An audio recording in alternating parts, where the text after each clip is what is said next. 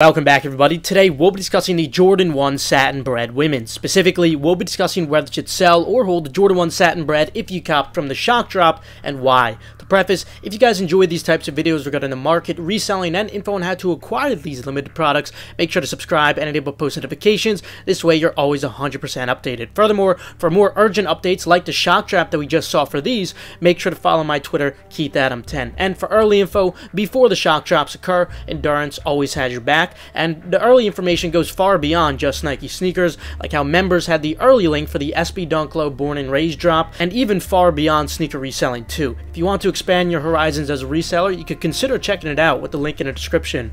But anyway, for those who don't know, the Jordan 1 Satin Bred had an early shock drop yesterday, and the full release will be on October 18th. 47,000 pairs ended up dropping on the shock drop, but the total is 145,000. So we have yet to see 100,000 still go in circulation, or around 65% of the stock, more than half. As of me making this video, it is October 5th, the day before the shock drop. The average post-drop prices for sizes 8 to 12 is currently $226, and keep in mind that 8 to 12 is women's. Sadly, they did not make extended sizing for these.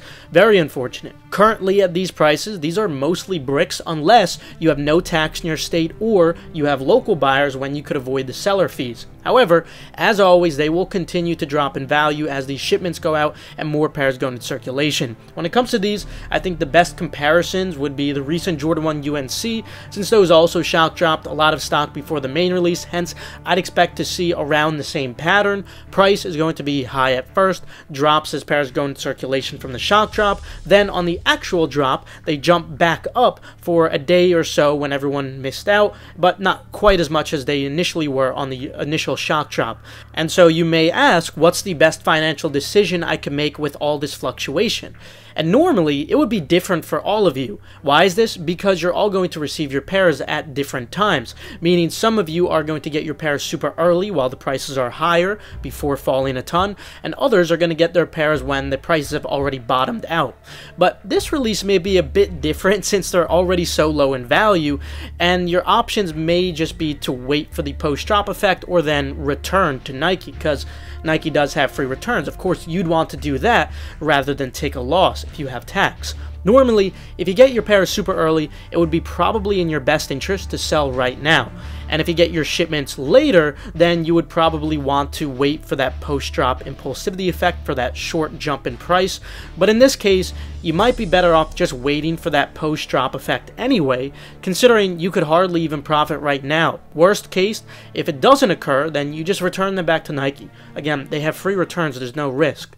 Now, for some estimates, we saw the UNC drop another 10% post-drop, and I think that's very possible for these. That would hypothetically bring prices to 203 on average. So while yes, there is a chance that they go even lower than what they are now, it doesn't matter because both are losses if you have tax. So you just return them either way. If you don't see a jump in the prices post-drop, that's more than now.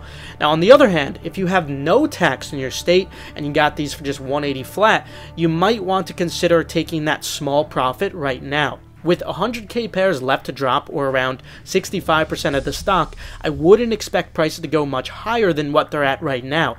At best, maybe a couple of dollars higher, allowing people with tax to make a couple of bucks, and those without tax just hardly more. So if you do have tax, it makes sense to wait until the full drop, just because you have nothing to lose. There's no risk. It's already a near loss, so just wait to see what happens. Worst case, you return them just like you would right now.